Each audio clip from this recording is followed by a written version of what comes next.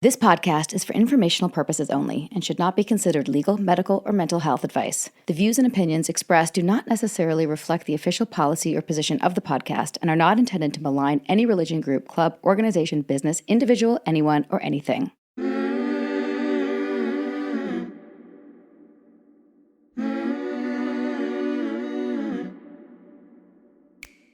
I'm Sarah Edmondson. And I'm Anthony Nippy Ames. And this is A Little Bit Culty. Cults are commonplace now. From fandoms to fads, we're examining them all. We look at what happens when things that seem like a great thing at first go bad. Every week, we chat with survivors, experts, and whistleblowers for real culty stories told directly by the people who lived through them, because we want you to learn a few things that we've had to learn the hard way. For example, if you think you're too smart to get sucked into something culty, you might be prime recruitment material, and who knows, you could already be in a cult. If you're not aware of your programming, you're probably being programmed, so keep listening to find out. We'll talk about all sorts of topics on the show, but be aware, this podcast might contain stories that could be alarming to some of our listeners, so please check our show notes for more detailed descriptions and take care of yourself. Subscribe to our Patreon for Thursday bonus episodes, Q&A, and all sorts of exclusive content. That's patreon.com/a-little-bit-culty. Welcome to Season 7 of A Little Bit Culty. Sinking down to the depths of the ocean, hanging on to it, my love. If I let go of it all, I could leave. Welcome back to A Little Bit Culty, everybody. In today's episode, we're getting spicy. No. Yes, we are. We're not getting spicy. Well, our guest is. She's Ariel Anderssen, a world-renowned BDSM model and sex-positive author. She was also raised a Jehovah's Witness. If you've been following the show, you know how non-sex positive the church is. It's also a little bit of a doomsday cult. And Ariel was raised to believe the world would end in the mid-90s. Maybe it did. It may have. I'm curious how they walked that one back, but I guess that's a topic for another show. Today, Ariel's here to tell us how she overcame her repressive upbringing and embraced sexual liberation. We'll get into what BDSM actually is and what people get wrong about it. You're going to learn in this one. You're going to learn a lot. When it comes to sexual power dynamics, there's sometimes interesting overlap between BDSM and conservative religion. We'll discuss how one is about freedom and the other is about oppression. This might be a good time to remind you that our conversation does get a little bit steamy. Oh, we're steamy now? Yes. Okay, we're spicy. Spicy and Now we're steamy. Okay. If unfiltered talk about sex makes you uncomfortable, you've been warned. You might want to skip this one. Or go to our Instagram and shame us. That works too. Now, let's welcome our guest, Ariel Anderssen, to the show.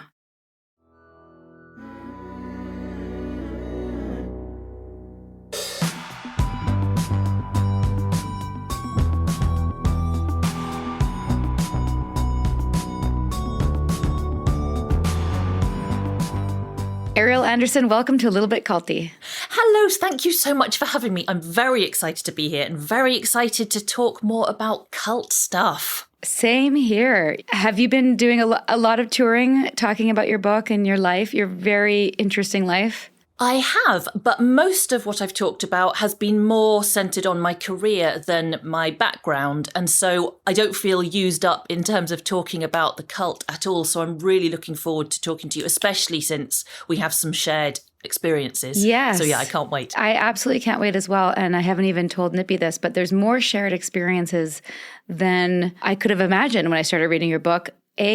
Being British, I don't know if you know that, but I do have my British passport. My dad's British. Oh! Yes, and I did go to drama school and trained as an actress. And BDSM. we'll get to that. We'll get to Trifecta. Oh my God! We'll get to that. We'll get to that later. But there was just more in common than I realized. Also, I think we're about the same age. Were you born in 77? Yes. Yeah, me too. Yeah, when I was doing the math. You too? Yeah, I was also you born. look great. And so do you. We'll have to share it. We'll trade skin secrets Do you later. guys like pizza and ice cream too? Amazing. I actually have so many questions for you, and we're really excited as well. And let's start back at the beginning because, most of our episodes start with, how did you or your family get involved in whatever group it is? And then the end of the episode is usually about the healing, and we'll get to that. But you didn't choose the Jehovah's Witness, your parents did. And if I understand, it was your mother who answered a door knocking, surprise, surprise.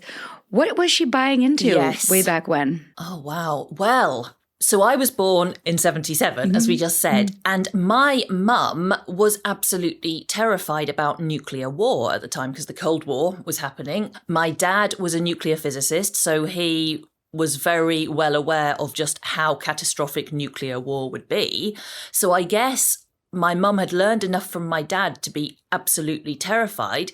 And then the Jehovah's Witnesses came to the door saying, we've basically got the solution. You are right, the world is going to end, but don't worry. If you become a Jehovah's Witness, you and your family will survive. So I guess, as cults often do, they caught a vulnerable person at a vulnerable moment and kind of got their hooks in at that point. Absolutely. And you were 3 at the time? Is that right? No, I wasn't born yet when she got the Jehovah's Witnesses knocking on the door. So by the time I was born, it was done. We were Jehovah's Witnesses. So all of my memories are of growing up as a Jehovah's Witness. I don't remember a time when our family wasn't. My older sister has early memories of having Christmas before we stopped celebrating Christmas, but all my memories are Jehovah's Witness based. And I was really amazed by the amount of memories you were able to recount in great detail in your book of your early childhood, which is definitely a skill.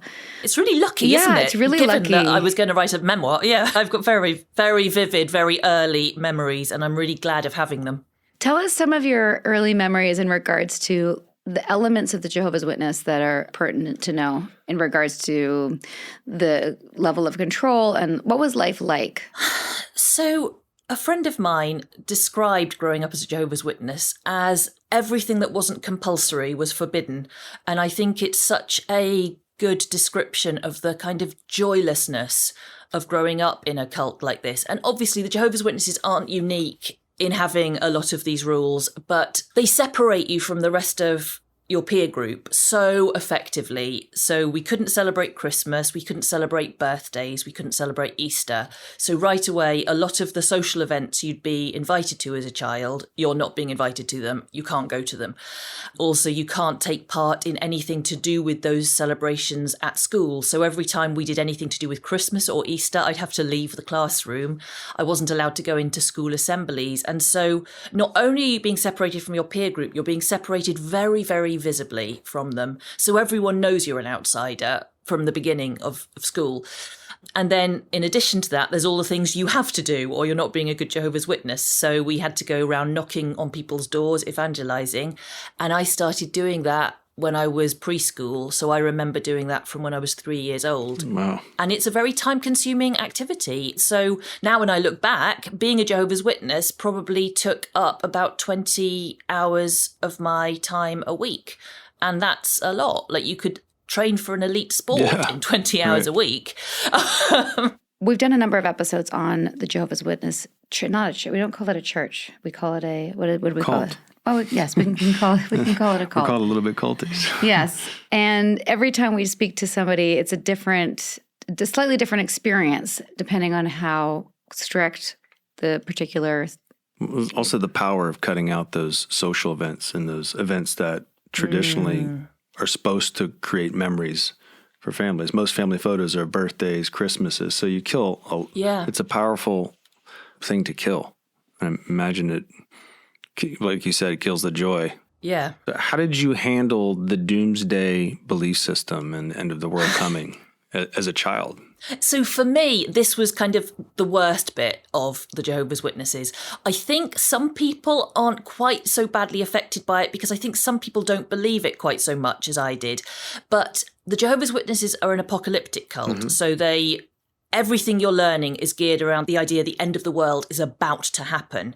And I truly believed that. There was no cynicism in me. I really believed it. And the Jehovah's Witnesses have predicted the end of the world many times since they were formed in the 19th century. And at the time that I was growing up, which was in the 1980s, they were predicting the end of the world for the early 90s. So it was a very present danger. It was something that I was expecting to happen any time. And I was absolutely terrified of it. The way the Jehovah's Witnesses talked about Armageddon was that the world would just get more and more violent and more hostile towards Jehovah's Witnesses. We would be getting captured and tortured, and Jehovah's Witnesses were being executed, and it would gradually get so bad that God would make Armageddon happen. And then if you were a good enough Jehovah's Witness, you'd survive Armageddon. But if you weren't quite good enough, you wouldn't. And I was always suspicious I might not be a good enough Jehovah's Witness to survive Armageddon. I was pretty sure my family were good enough, but I didn't think I would be. So I was absolutely terrified of this happening all of the time. And when I look back, I think that's the thing that makes me angrier than anything else, because it was so pervasive and I was so frightened. That's so hard. It's such a terrible state to put people in. And wasn't there also only like a limited amount, like 144,000 or something? So the Jehovah's Witnesses, there are 144,000 special Jehovah's Witnesses who will be allowed to go to heaven, and everyone else, they call them the Great Crowd, they'll get to live in paradise on earth. So I never wanted to be one of the 144,000 because heaven sounded awful. The idea of staying on earth sounded much less frightening because a bit more familiar. But now, when I look back, you could self-declare, you could self-identify as, I've just been told I'm one of the 144,000. So we had one lady in our congregation who said she was one of the 144,000. And actually, the poor lady, it actually turned out she had mental health problems. I'm not quite sure what. So she ended up saying that she didn't think she was after all, and she thought she was kind of damned for eternity because she'd self-diagnosed herself wrong. So yeah, there was the weird 2-tier system that we had, which I think the Mormons have as well. They have these kind of separate levels of paradise. And so the Jehovah's Witnesses have a little bit of that in common with some other cults as well. This one you could just declare. There's no like tryouts or anything like that. You didn't have to make a team. You could just go, I'm one of the 144. It's like super subjective Totally. MLM. There's no meritocracy to it at all. Not that they're... No, it's just you had to be brave enough to say To be it arrogant and hope enough. that no one would say, no, you're not. No, you're not. There's no way you're allowed to be in it. So yeah, like I think most people just hadn't got the courage to declare that I'm one of the special ones. So, I mean, we could do a whole episode specifically on the Jehovah's Witness, but we are going to just sort of summarize it loosely. That's a good backdrop. It was a good backdrop to the highly restrictive, highly controlled, very limited in terms of like you didn't have a TV, there was no outside media because it was so sinful. Sex, right, was very repressed. Correct? Like there was just plain heterosexual vanilla sex is the only thing you could have. Everything else was a sin. Is that right? Yes, to the extent that, and again, I know this is not unique to the Jehovah's Witnesses. I'm sure most cults have some kind of sexual rules just to make you separate from everyone else. Right. But, I mean, oral sex was banned as a thing. And now I look back, I just think, why? It's so arbitrary, really. And masturbation, of course, was forbidden. How do you police that? Yeah. Well, I don't think they had to police it. They just said it was a sin, and then everyone's policing themselves, right? And feeling bad about themselves. Yeah, I've heard that before. Yeah, absolutely. And so, again, I'm sure in common with some other cults, we learned about what we weren't allowed to do before I even knew what those things were. So I knew oral sex was wrong before I knew what it was. I knew masturbation was wrong before I knew what it was. And of course, that's really pervasive and very damaging because it just gives you the idea that most sexual things are wrong. And then there's just this kind of narrow subset of things that are okay. And it's a pretty joyless way to go into having a sex life, thinking that way. Right. Yeah, that's where a lot of the mistakes are made too. Yeah. And then right? If you're going to figure out your own sexuality. Especially if it's taboo and off limits, and that becomes even more exciting.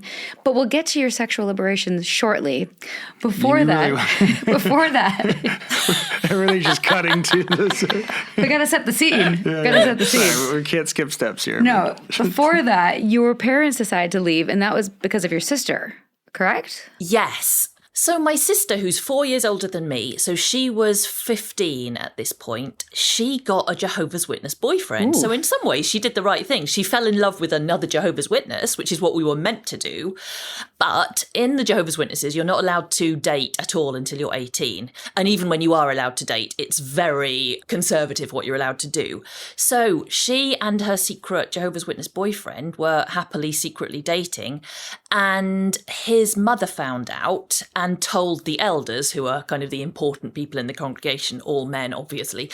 And they told him, well, you have to finish this relationship because you're only 16, so this is illegal in the Jehovah's Witness church.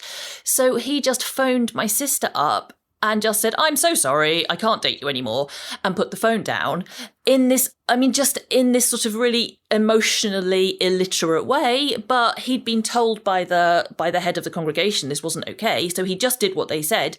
And my sister, who is a very romantic soul and had been reading a lot of Romeo and Juliet, just thought, oh, I suppose I should kill myself then.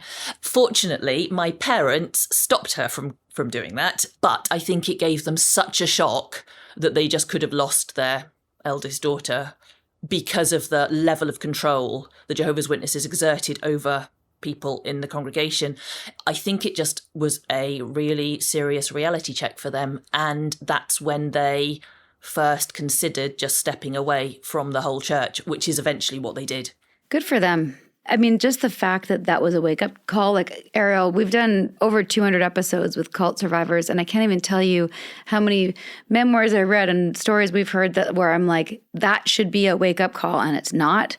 And people stay and stay and stay. And I'm just so glad that they did. And I'm guessing it's because I'm sure there's other things. Yeah, well, they preempted that as well. But yeah, I think my guess, and maybe your parents have told you more, but is because they joined later in life, they didn't have the same long-term buy-in, I'm guessing.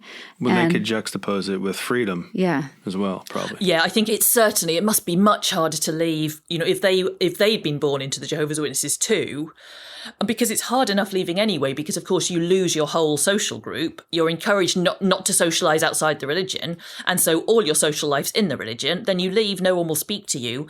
And at least for my parents, their parents weren't Jehovah's Witnesses as well, so they wouldn't lose their whole social family network if they left. Whereas for a lot of people who are born into that religion, they don't dare leave because they'll lose their whole extended family too. So at least my parents were lucky enough to have family members who were non-Jehovah's Witnesses. I think that makes all that's huge. The difference. I think that is the difference, wouldn't you say? Yes. Yeah. And then they also found new community in a new church. Yes, they did, yeah. It's not what I would do now as an adult. I think you've just left one cult, just leave it alone. But, of course, the thing that made my parents want to join a religion in the first place was still there in them. So my parents went and joined a fundamentalist Christian church, which honestly is very restrictive, nevertheless. But compared to the Jehovah's Witnesses, it seemed like the most incredibly free experience. For me, it felt like this is a bit like a party, suddenly going to church. Compared to the Jehovah's Witness church, it just seemed, we were allowed to wear trousers to go to church. And that just in itself seemed like, wow, this is really freedom. This is living now. I'm allowed to wear jeans if I want to. Now, first of all, I have to say, I just really loved your book. And I really savored a lot of the stories that you shared with so much humor and honesty. And I think our audience is really going to love it, especially because it's not our normal format in terms of, it's something cult related, obviously, but what happens next, I think, is really, really interesting.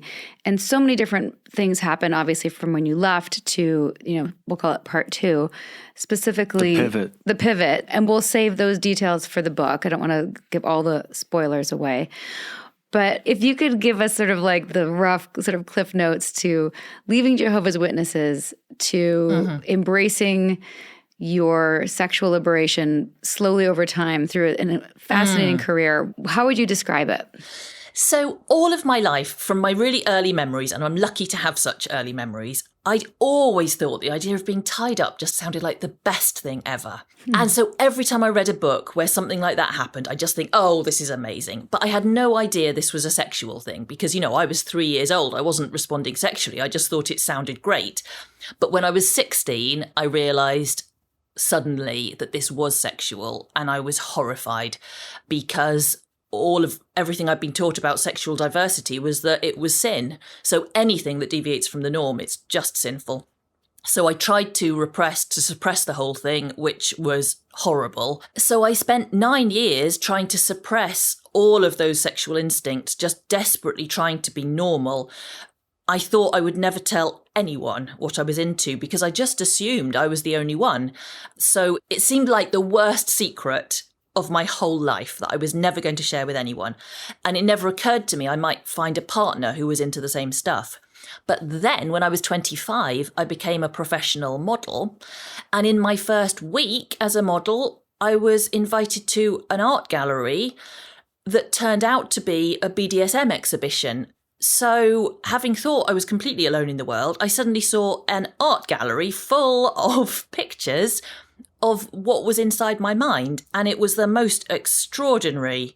I mean, it almost felt like a kind of spiritual experience. So you worked for a number of years as an actress. I love the story of you touring as a Christian theater troupe, trying to wrap your way through getting kids to make good choices. That was just, as also an actress, I was like, that sounds so painful. And then you end up at this art gallery through a photographer you met through acting and modeling. What was that like to see your inner secret fantasies in an art show? I can see how it might have been sexy. Yeah. That might have been my response. But all I remember is just relief because I thought it was literally just me in the world with these weird ideas. And then suddenly I was in a beautiful gallery full of artists who'd made this work. So it's not like I just met one person who was into it. I met a room full of people who were into exactly the same thing as me. And I just thought I was alone in the world. And the feeling of just relief that I'm not alone. There's a community that I can be part of. It still gives me just goosebumps talking about it because I remember what a shock it was, but it was just the best shock ever. It was amazing. Hey, Culty listeners. As you probably know, Nippy and I are working on a manuscript for our first book together. And as you probably also know, maintaining control is important to us. That's why we've decided to produce our book with the Self-Publishing Agency, or TSPA. Unlike traditional publishing, where you're often left waiting for months or even years to get your story out, the Self-Publishing Agency lets you take control of your timeline. You'll have complete creative freedom with insights and guidance from pros in the publishing world. So if you're like us and you have a story or a message that's burning to be told, we highly recommend TSPA as your go-to partner. They offer everything you need, from expert editing and eye-catching cover design to marketing and distribution strategies that really make a difference. They make the entire process seamless and inspiring so you can focus on what matters most, telling your story. Go to theselfpublishingagency.com. That's the SELF publishingagency.com to start your very own publishing journey today. Enjoy.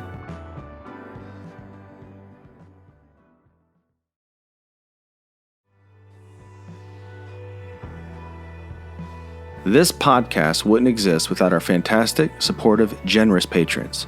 Come find us over on Patreon. We're at patreon.com/a-little-bit-culty. Go there for bonus episodes, exclusive content, and the occasional Zoom with our fan favorites from our past episodes.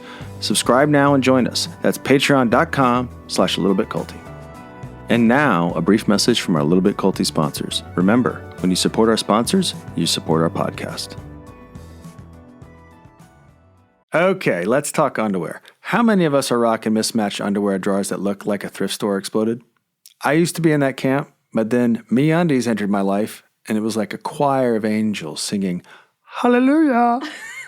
Seriously, these undies are so soft, they're like butter. It's like wearing a huge hug all day long.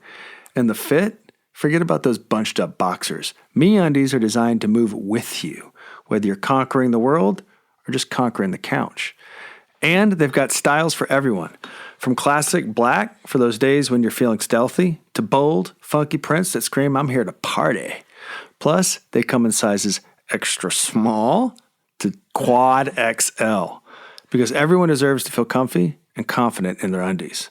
But wait, there's more.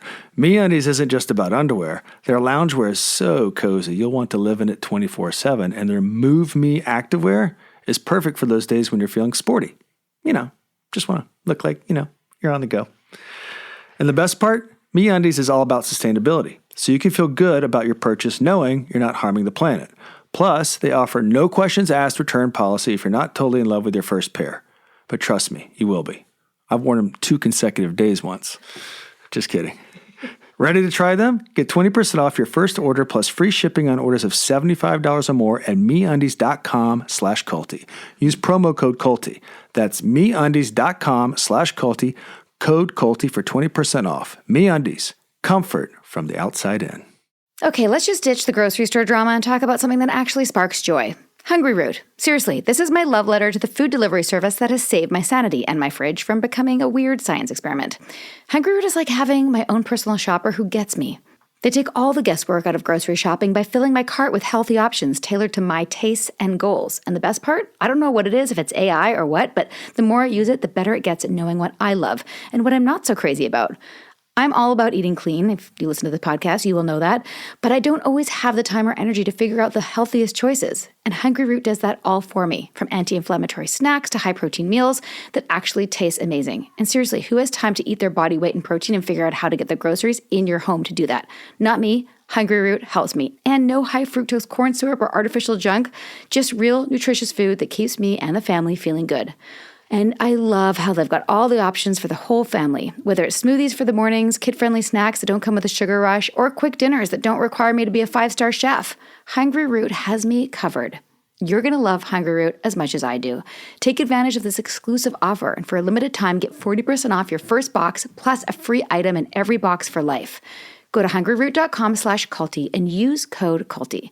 That's hungryroot.com/culty. Code culty to get 40% off your first box and a free item of your choice for life. hungryroot.com/culty. Code culty. Enjoy. You've heard from our sponsors. Now let's get back to a little bit culty, shall we? For our audience who might not know, who only know about cults, what is BDSM exactly? Okay, so BDSM stands for bondage, domination, discipline, submission, sadism, and masochism. So it's a kind of umbrella term. And I'm a submissive. So all of my interest had always been in the idea of being tied up, maybe spanked, maybe captured in some way. And so the work that I found that day was a whole load of pictures of beautiful people tied up, all these kind of suggestive images with whips and canes and things like that in the picture with beautifully dressed people. So that's what I'm into, and that's what I found that night in the gallery, just loads of images of exactly the sort of thing I wanted to do. Amazing. I have a couple questions. Yeah, go ahead. All right, so the BDSM, so was it strictly submissive? And when does it get masochist? Like, how do you know what was yours, and how do you know it wasn't like a whole spectrum? Does that make sense? I personally, and I would describe myself as a submissive masochist. So I'm interested in both being hurt and being dominated. But there are lots of people under the kind of spectrum who would just be interested in one of those things. So they might be just submissive or just dominant, but not interested in pain. And then there are people who are just into pain and they're not really interested in the kind of dynamics of it. But for me, both of those areas are just fascinating. You know, the idea of being controlled from a mental point of view without any pain happening, that's interesting. But just the sensations associated with being hurt are also very interesting. So there was a whole world of things that I wanted to explore. And 21 years later, I'm still exploring them. I mean, I don't think I'm ever going to get bored of it. I've just got a really wide-ranging interest in this stuff, which is very lucky given the job I do. Do you find it expands? Do you feel like you have to amp up in order for it to be more pleasurable? Is it like... This is something that seems to worry people a lot about BDSM. The idea that it might be like a drug, that you'll keep looking for a higher high. That's what I'm asking. Yeah, that it might be, Yeah, like simple BDSM might be the gateway drug to you ending up wanting to just get castrated or something really permanent and terribly Well, damaging. there's also evidence of that. You hear about it in the media, I guess, like asphyxiation, Michael Hutchins, and by the time it hits the media, you're hearing Yes. a bad scenario, right? I agree. You do hear about it in the media, but interestingly, the World Health Organization, who have researched this along with a whole load of other health things, the DSM, they both agree at the moment that there actually is no evidence that people need to escalate sexually in order to keep getting higher highs. And for me, I must say that is borne out. Like my fantasies when I was a teenager are still exactly what I like doing now. It's just that as I've gone along, I've found out some more variety involved. But by no means do I need more stimulation now than I did when I started doing it. And broadly speaking, in my social group, that's the same. Like if what you want to do is be spanked over someone's knee, it's not like in 20 years' time you'll want to be bullwhipped by 20 people. Right. Like, yeah, on a mountain or something. It doesn't seem to work that way, which is good because obviously that's very dangerous. If that was the case, it would be very dangerous. But that said, some people are into some very extreme things like breath play, and there is some inherent risk involved in that. And it's a little bit difficult to know how to manage it because if it's your fantasy, then you're going to feel compelled to try it. And our sex drives are so powerful. In reading your book, I wasn't concerned about that. I was more concerned of you just going into these strange places with men you had just met and just worried for your safety. That was more my concern. But you seem to be very cognizant of the steps to take to keep yourself safe. I mean, I am now. I think that was a genuine problem that, I'd spent 9 years of my adult life had gone by without experiencing any of these things. And so when I found out I could experience these things, I mean, there was a kind of frenzy I wanted to do all these things immediately. And so, no, I did some ridiculous, risky things at the beginning because I didn't know how to keep myself safe. And I'm really embarrassed looking back. Unfortunately, nothing terrible did happen to me. But now I run a YouTube channel specifically for new models to try to stop them doing some of the stupid things that I did at the beginning of my career. Good. That's so smart. I imagine the more extreme it gets, the more you might run into people that don't have other boundaries as well. And I imagine the demographic of people gets smaller too, like you might know each other. Well, it's interesting, because I have worked as a fashion model and an artistic nude model and as a BDSM model. And actually, my worst experiences have been with fashion photographers. So I'm not sure that they're kind of... Yeah, I bet. Yeah, so I don't think there is a larger proportion of predators in the BDSM community than in the fashion photography. I bet there's more in the fashion photography, yeah. Well, that certainly has been my experience, because I do think that one thing that happens if you're kinky and if you get involved in kink is that informed consent has been something that we've been talking about and worrying about for decades. And it's interesting to finally see that properly coming into the mainstream. And of course, there are always predators in any community. But broadly speaking, people really have always understood, in my experience in BDSM, there has been a really widespread understanding that consent is everything.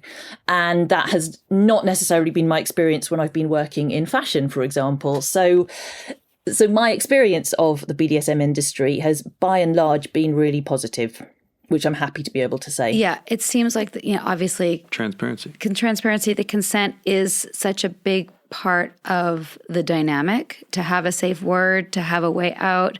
And you don't have that in film and television and fashion in the same way. You have coercion. No. Yeah. And it feels like just now, perhaps in film and TV, we're getting intimacy coordinators and we're getting some understanding of this. But I mean, it's pretty recent, isn't it? So yeah, I'm actually quite proud of the BDSM producers who I've been working with for 20 years, some of whom had that stuff really carefully in place back in 2004 because they understood how important it was. There was a moment you spoke about, like one of the more unfortunate moments in your early career where consent wasn't given and someone crossed the line and you wanted to speak up, but you couldn't. And I thought that was really interesting because you were, a self-proclaimed submissive, and even before that, a people pleaser. right? Which I also relate to as what got me in trouble. And you couldn't in the moment say like, no, this isn't right. And even though obviously the content is very different from a cult to a BDSM set, or even any set where consent's being mishandled, it's still that same, this is the relatable part that I think people will understand. It's still that relatable, like, oh, this, I can't say what I need to say because my job is on the line, or I want to please, societal. And like when you're being hired, and also like, I think what a lot of our listeners will really glean from your story, Ariel, and I really appreciate your honesty in this. You wanted to be the best of the best. Like you wanted top marks, and you're like, I'm going to be the best BDSM model that there is, right? So how does that affect, as also a submissive, your ability to stand up when something isn't right? Like that's such a fine line. Mm-hmm. Yeah. I think especially when you're quite young and quite new to an industry, and certainly I remember this from being a mainstream actor, it feels like the best performers are the ones who don't say no to anything. They're like committed and they're not divas and they don't ask for special things in place so they're comfortable. And so I think I unfortunately took that ethos into BDSM modelling to begin with, where actually that is a terrible, terrible ethos to have. And actually one of the things that makes you a good BDSM play partner, let alone a professional, a model, is having boundaries and being capable of communicating them properly. Because for any decent dominant, for them to feel safe dominating you, especially if there's pain involved, they need to know you're going to say if something's wrong. And so I eventually, through, getting to know people in this industry, my husband is a really good example, and getting to talk to someone who's on the other side of the camera, and is also dominant, is the person doing the painful stuff to you, and understanding how dreadful he would feel if I didn't communicate my boundaries and if he crossed them without meaning to. That really helped me to understand that actually, no, just saying yes to everything is not you doing your job well. That's you just compromising yourself in a really unhealthy way.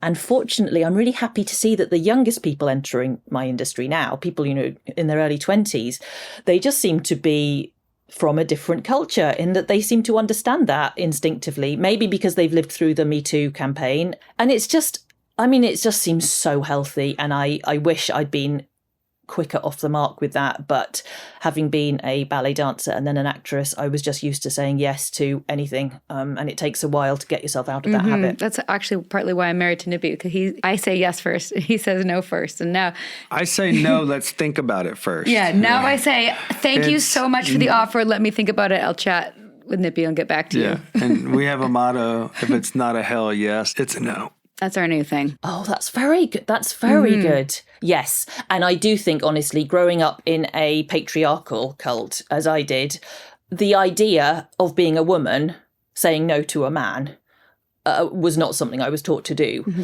And unfortunately, in some ways, my sexuality also kind of tells me, oh, it's a man, you should probably say yes. And so I have to fight against both of those, because actually it's not like being a submissive woman is my worldview. I don't think women should be subservient to men. I just find it hot sometimes to be subservient to men I chose in the bedroom. And that's a very different proposition. I'm nodding over here. No, I'm actually just having some self-realizations. I made a French maid outfit in grade 9, in grade 9 sewing class, and I just loved it. And I'm actually I'm blushing a little bit because I'm just putting something together. My mom told me when I was little that I wanted to be a princess when I grew up, a mother, a maid, because I liked the little outfits. I liked the frilly outfit. And then I made that. Well, they are nice outfits. And I made it in 9th grade. I still have this costume, and I've worn it for probably 10 or 15 different Halloweens in different parts of my life. It still fits me. And I think that might be my kink. I think it might be my thing. French maid. It is a thing, right? Can you give us some role play advice? Could this be the... Oh my goodness. Yes, you could be a disapproving Edwardian gentleman. And she is your maid. I'm already that era. Or you could be the director of the Maid Training Academy. Ooh, I like this. I'm totally like way too hot in this sweater. But right wait, now. hold on. Does that mean she needs to bring some friends to make it a full academy? I would do that for you. Probably, Some yeah. French Probably, maid yes, I think so. companions. I like where this is going. Okay, see, this is fun. Yeah, it's a good fantasy.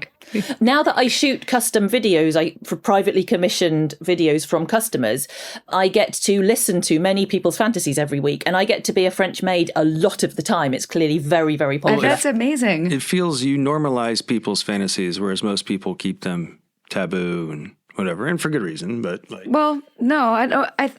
Not for good reason. not everyone needs to know that you're into French maid. Well, now our kinks. entire audience will. I mean- and that's okay. I'm inspired by Ariel. We're normalizing it as well. So Yeah, we're normalizing. pioneers right with Ariel right now. Ariel, you really helped me Yes! in my You in are my welcome. kink journey. Now back to our interview. Thank you for that little interlude. I And run I'm- an academy now, evidently. Yes, he's going to really Yes. enjoy this. I know he will.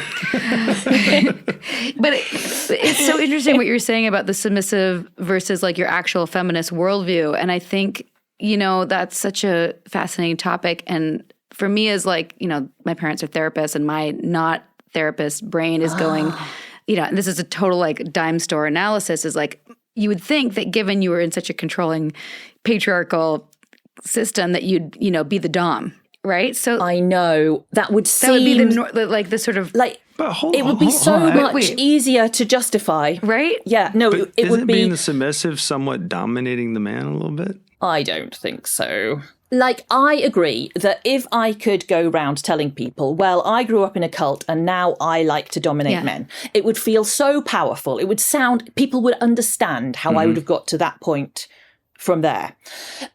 And it used to make me feel very uncomfortable. Actually, I grew up in a cult where women were silenced in so many different ways, weren't given any power. And then that's what I want to do in the bedroom. And then after a while of worrying about it and thinking about it and having therapy, I realised that actually that was in me from my earliest memories. I don't think it's as a result of trauma. And maybe even growing up in a patriarchal cult couldn't take that away from me, that thing that is essentially mine. No amount of bad socialization could stop me being what I am, which is a submissive masochist. And I'm glad that wasn't taken away from me. And I'm damned if I'm going to start dominating men and turning them on, rather than myself, just to try to make myself feel like I've escaped my background. Because I love what I am. I love it. And I don't buy the kind of myth that when you're a submissive, you're really actually wanting to dominate. I mean, lots of people are into both, but I do think there is a deep and fundamental equality in a BDSM relationship because you're both giving each other, the dom and the sub are giving each other what they need. It's like a dance and both partners are equally important, although they're playing different roles. So actually, I don't think there's anything at all unequal in what I do in the bedroom or what I do at work. Even though it appears to, it looks from the outside, it looks very unequal, but the reality is not that. I actually think that's great and very healthy. And if I imagine it, even though the submissive or your role as a submissive is the quiet one, you still are in full control. So there is a power, I would imagine, in that. And it fills your cup from, like you said, even before you were, pulled into the church, which I think is amazing. And you also still get to have your sort of revenge. One of my favorite parts of your book is when you named your character after an elder in The Jehovah's Witness leader, something Rutherford. Yes, Franklin Rutherford. Something Yes. Rutherford, which it makes me feel really which good. I just thought was hilarious, and your own little, Well, there's a power in the submissive, I think. I think that's what we're you're figuring saying, out. right? Yeah. Being on the other there's end of it, I can there's a attest power. to it. No, there is like a primordial thing in men that want being on the woman. other end of it. I thought you were saying that you're a submissive. I'm like, you are not a submissive. No, sorry, I wasn't clear. Being on the other end of a woman being being on the other end of a woman being submissive does fill aspects of my cup sexually. And I think that's a natural primordial thing in a lot of men. I think that, even in vanilla sex, the power of giving your partner what they want and receiving what you want in return, I mean, that is a beautiful and powerful thing in itself. So no wonder for people who are wired that way, having a satisfying BDSM experience is going to be this kind of powerful exchange of power, like the giving over of power and the receiving it from someone else, and satisfying each other, pleasing each other. I mean, it's like vanilla sex in that it should work for everyone. It should give everyone something. It should make everyone feel like they're on top of the world. And I think that's great. And that's why I'm very excited about this episode, because it may have seemed obscure at first, but it's totally related and very much relevant to everything we talk about, especially because, and we say all the time on our podcast, that any group can become culty. In other words, any group can have people or a person or a group, whatever, within the group that abuse their power, which is where things become toxic, culty, unhealthy. Do you see any of that in your space? Yeah, sometimes, to be honest, yes. And I think I'm very sensitive to it coming from a religious cult. I really don't like it when people approach BDSM kind of as though it's a religion. So they might start kind of saying, oh, it should always be like this, or they might start judging people who do things a different way. And whenever I see anything like that, I just feel like backing away from those people, because I think I've already had plenty of religion in my life. I don't need to turn my sexuality into a religion. It's one of the things that made me so angry starting to read a little of your story, seeing how a cult had kind of taken some BDSM elements and used them against people. I think the kind of religion and sexual things should be kept really, really separate. And when they mix together, it feels like it can be a really toxic and dangerous thing. For more context on what brought us here, check out my memoir. It's called Scarred, the true story of how I escaped NXIVM, the cult that bound my life. I narrate the audio version, and it's also available on Amazon, Audible, and at most bookstores. And now, a brief message from our Little Bit Culty sponsors. And remember, when you support our sponsors, you're supporting this podcast. Okay, let's just ditch the grocery store drama and talk about something that actually sparks joy. Hungry Root. Seriously, this is my love letter to the food delivery service that has saved my sanity and my fridge from becoming a weird science experiment.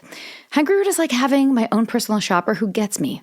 They take all the guesswork out of grocery shopping by filling my cart with healthy options tailored to my tastes and goals. And the best part? I don't know what it is, if it's AI or what, but the more I use it, the better it gets at knowing what I love and what I'm not so crazy about. I'm all about eating clean. If you listen to the podcast, you will know that.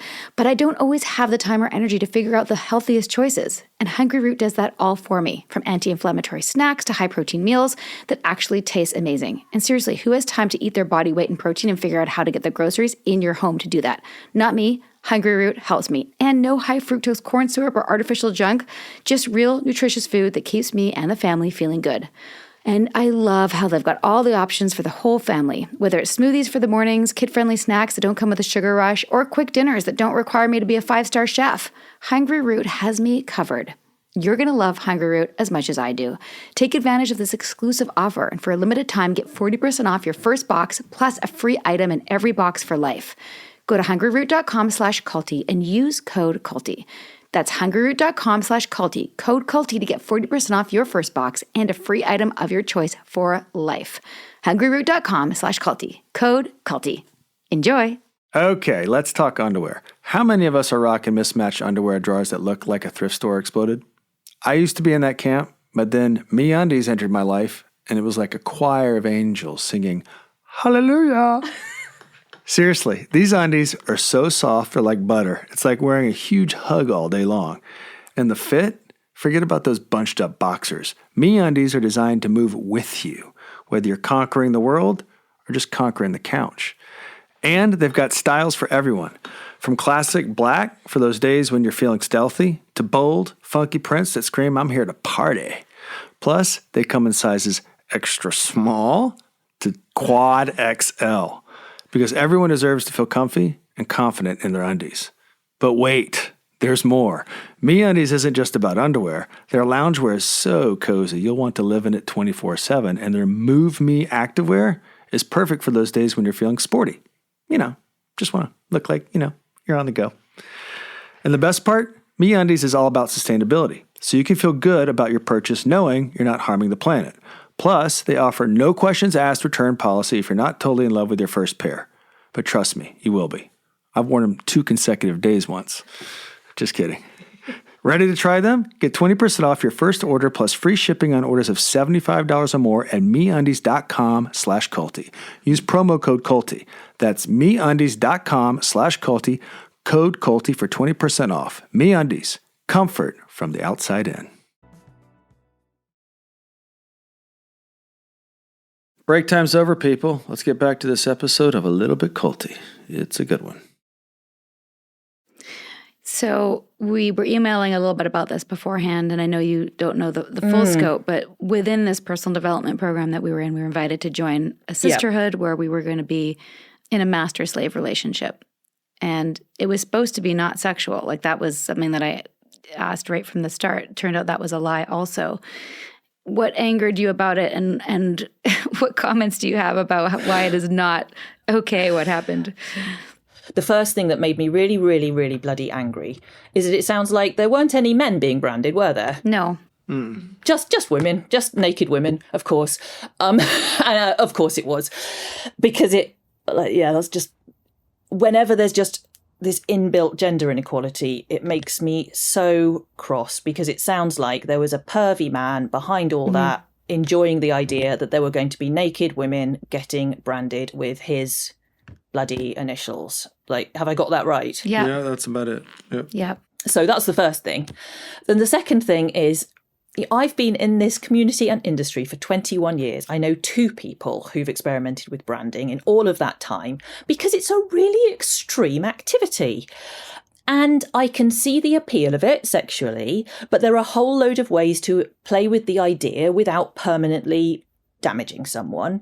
So, for example, when my husband and I first started playing together, he wrote his initials on the back of my neck with henna tattoo, with like henna ink. So that lasts for maybe a month. And it was a really fun role play thing to do. And I got the experience, some of the experience of branding without any permanent damage. And the people I know who did get as far as doing branding in a BDSM context, they did it with someone they'd chosen with informed consent. They got to talk to people who'd played with that idea before, so they had an idea of how painful it was going to be. And none of that was extended to you. The informed consent about the level of pain, the informed consent about what you were actually being branded with. Correct. As a BDSM practitioner, the other thing that makes me so angry about it is, if you're into branding, that's fine. You can go and do that as a BDSM activity with someone who's into that sexually as well. What you do not do is you go taking your kink of having your initials put onto other people permanently, pretend it's not a kink, pretend it's like a religious activity, dress it up as that and abuse people into taking part in it with you. It just... Historically, we've seen it a lot in the mainstream church. We've seen, because of the authority that priests have, for example, they have sometimes abused that authority by sexually abusing members of their congregation. We've seen it a lot in the Catholic Church with boys being abused by priests, and they're using their religious power to get what they want sexually, sexual gratification. And I'm so sorry that happened to you, because if you'd wanted to do branding as part of a BDSM thing, you would have got to choose how it happened to you. And what happened to you is disgusting to me. And I'm so sorry you experienced that. Thank you, Ariel. It's validating to hear that from a professional. And, Good. you know, the more and more conversations that we have around this, like even when we left, I knew that it was bad, which is why we left. But I didn't even understand that people did that humans are ever branded. I didn't even understand that the slave and master was a thing in a certain context that could be, you know, fun and safe for people, you know. Sure. I mean, why would you? Like, and the idea of that being kind of your sort of innocence in that regard being used against you is, it's really appalling. And I do hope as time goes on, as there's better education about being kinky, I just hope that people wouldn't be able to get away with something like that, because maybe this generation of teenagers, if someone suggested that to them, they'd be like, oh, I saw that on Pornhub. It looked awful. I'm not doing that, because they'd have some idea of what it meant. And I don't like to, it's not like I want everyone to watch porn, but I do think when you're really innocent about the sort of sexual things people could be into, you sometimes get trapped doing them because you don't realise it might be sexual for them. Porn at an early age, you don't want people's first experience of sex to be porn or watching. At least I don't think that's Yeah. Yeah. That's my comment on that. Did you? No. I absolutely there's- agree. But I don't want our population of people in their 20s to be so innocent of the variety of sexual things someone might be into, is that they get BDSM presented to them like a religion, and they just go, "Oh, I think I'm in a new religion," because that kind of ignorance makes people very easy to control. Which is a good segue to the next question: is what pushback or judgment do you get, and how do you handle it? It's amazing. Like, there's so much discrimination. So PayPal won't let sex workers. No, they won't. They won't let us. So if they find out what we do, they just shut our accounts down. Same with Airbnb. They say they don't discriminate, but I know so many people whose accounts have been shut down. Multiple friends of mine have had their bank accounts shut down. And, these aren't people doing illegal stuff. They are doing legal work. They are shooting content that you are allowed to produce. I'm not talking about some kind of dark web extreme porn. So there is genuine daily discrimination against people who do what I do for a job, which obviously isn't the same as just doing it in your private life. Hopefully, if you're just kinky in your private life, you won't experience so much of this. That said, I know some kinky people who've been driven out of their towns or even their country sometimes just by people in their local community finding out what they're into and seeing them as kind of a threat to the community and making them feel so unwelcome that they've left. So no, it can be kind of problematic. And it's interesting, my book has just come out in the USA, and it was really hard to find a book publicist who'd take it on.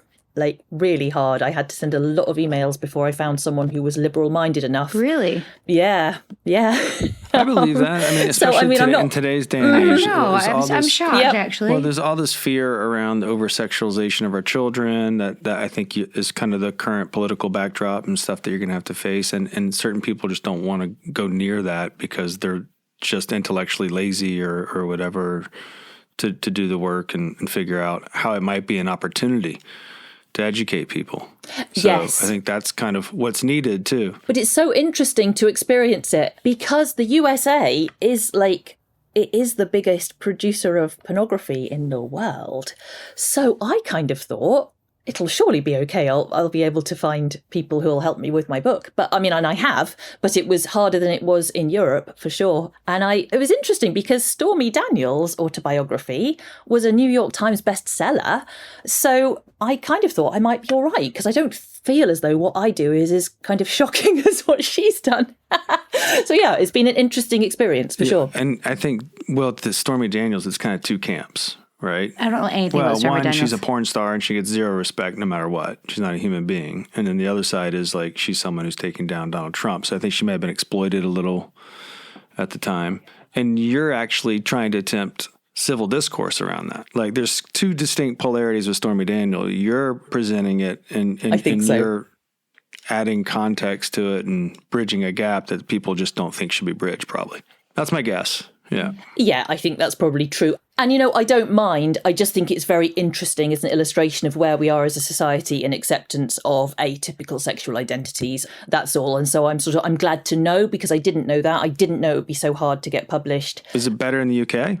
Yes, somewhat better, but still quite hard. So I'm just about to start pitching my second book to publishers, and I'm really interested to see if it's going to be equally difficult. I'm hoping not, but everything I learn, I can just write more about it. So I don't mind. Well, it's impressive to hear you talk about it, and I don't want to say normalize it, but it feels like a normal conversational piece that it should be. It should be. Right. It should be. Yeah. I think it should be because it's, as a sort of conservative estimate, about 10% of us are into BDSM. So it's not a small minority of people. And those are the ones willing to be honest about it. Yeah, exactly. So I've seen people, statistics say up to 50% of us might be into it on some level. But I think, to be fair, it probably 10%-ish of us are really into it. We really want to do it. We're not just open to the idea. It's a kind of need in us. So the idea of 10% of the population going around thinking it should be a secret they should never share is quite a horrible idea. And I really hope that the work I do will just make a few more people feel a little bit less uncomfortable with being kinky, because we don't get to choose what we're into sexually. So I think it's really good for us as a society to be kind to each other over this sort of thing, because we don't get to choose. This is as far as I can see, this was just in my DNA, and all I can do is make the best of it. So I'm hoping I can do that and help other people to do the same, really. I think it's great. I think it's really liberating and inspiring, and just shows so much of your character to care so much about other people as well, that you want people to be as free as you've been able to be. I think that's really wonderful and a real gift. Thank you. And Not talking about something is always the worst option. Yeah. And I think when I was writing, and often still when I'm writing, I just think of the 16-year-old me thinking she should maybe kill herself because she was kinky. And I just think, no one should feel like that about their sexuality. Your sexuality is one of the best things in life. Like, discovering your sexuality should be this happy thing. The idea that it should make you feel so ashamed that you don't want to be alive anymore is just awful. And I still meet people who experience that, when they realize what they're into sexually, they just think, oh no, I'm a kind of invalid person. And so kind of trying to write back to the person I was, and anyone who's a bit like the person I was, has felt like a very compelling thing to want to do, to sort of write what I wish I'd been able to read when I was a teenager, I suppose. I feel like we went on this tangent, and I don't think I fully asked you about feminism and how you are able to speak about that. Is there anything else you wanted to say in regards to that? Do you think it's important for people to know that in terms of the dichotomy between those two concepts of being a submissive but also a feminist? Yeah, I suppose I would like to say that when I was 20 and just sort of discovering feminism and thinking about the kind of feminist I wanted to be, it seemed as though being a feminist and being into the stuff I was into sexually, those two things couldn't possibly go together. And now, as a 47-year-old, I just don't understand why I ever thought that, because for me at least, feminism is about equal rights, opportunities and responsibilities for women. There's nothing about what kind of sex you should be having. And I do not find it difficult at all to advocate for women's rights and also like to be spanked. These two things they don't seem as though they cancel each other out at all. The only thing that I do think is really important for me is because I'm producing this kind of work, I'm putting it out into the world, lots of videos of me behaving submissively. I just need to keep letting people know that this isn't because I think all women should be treated like this, or that all men should naturally get to do these things to women. It's my responsibility to make sure that I keep saying, if I suddenly discovered I was dominant, I would start doing these things to men. It's just that so far I don't want to. But women should have the right to be sexually dominant, just like they should have the right to explore being sexually submissive, just like men should as well. We should all get to experience whatever we want, and our political beliefs shouldn't stop us being able to do that. Brilliant. Anything else that you feel like we didn't ask you or that you wanted to share with our audience, knowing that this is largely there's a lot of cult survivors and a lot of people that are trying to heal. And I think maybe we'll do more on this because, healing after a cult, especially where sex is repressed and people are trying to find who they are sexually. Like I do know that that's a big topic for a lot of people, trying to figure out that new path on the other side.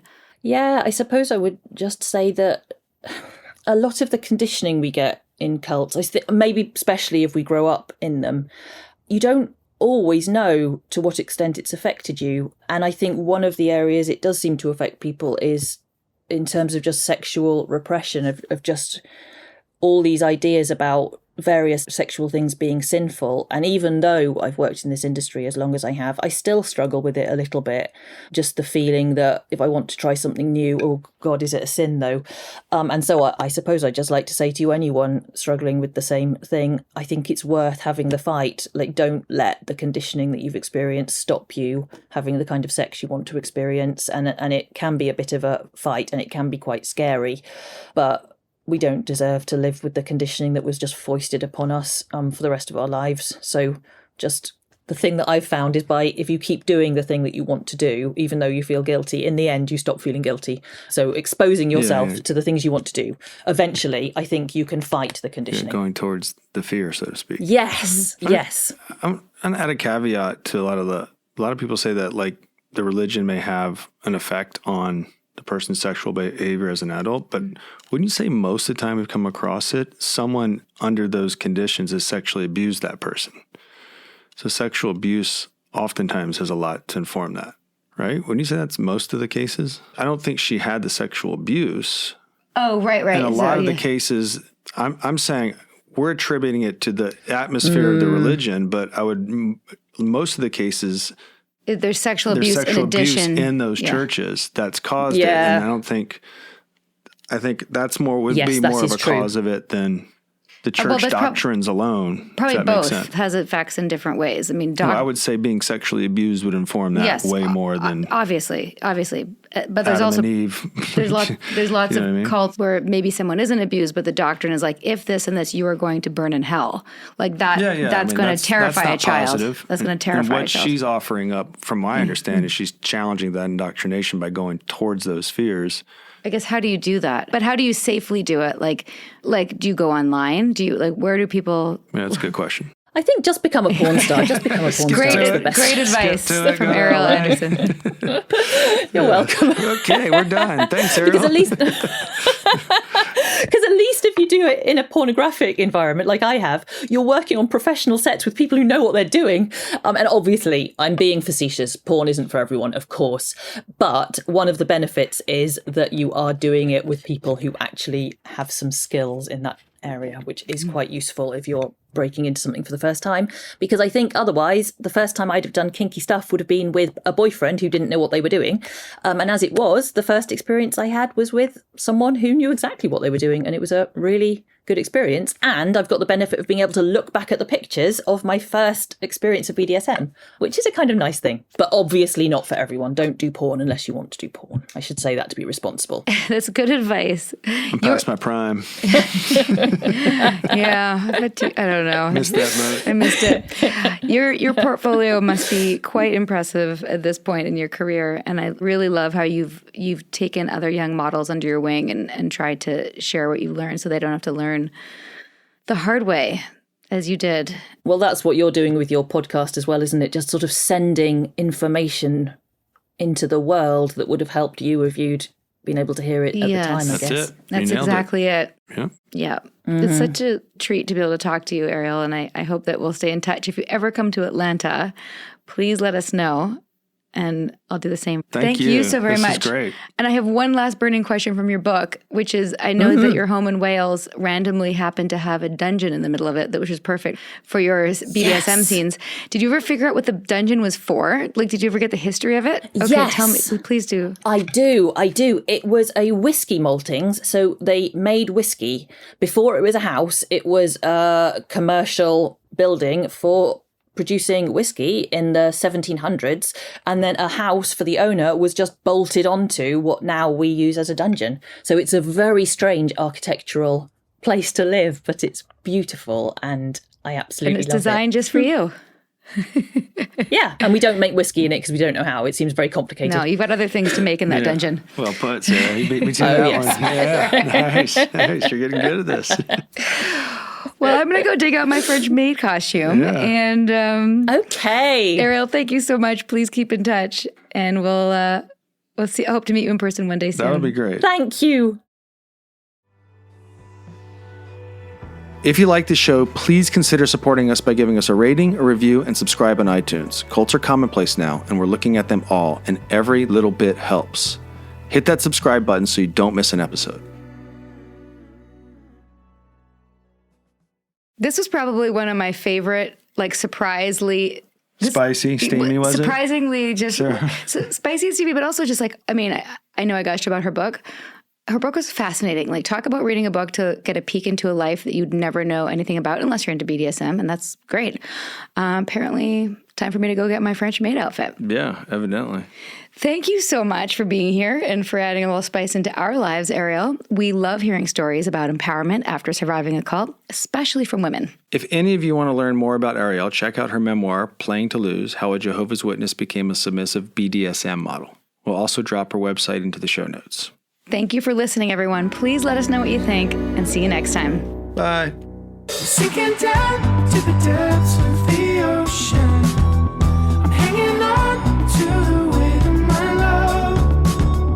If I let go of it all, I could leave, but I know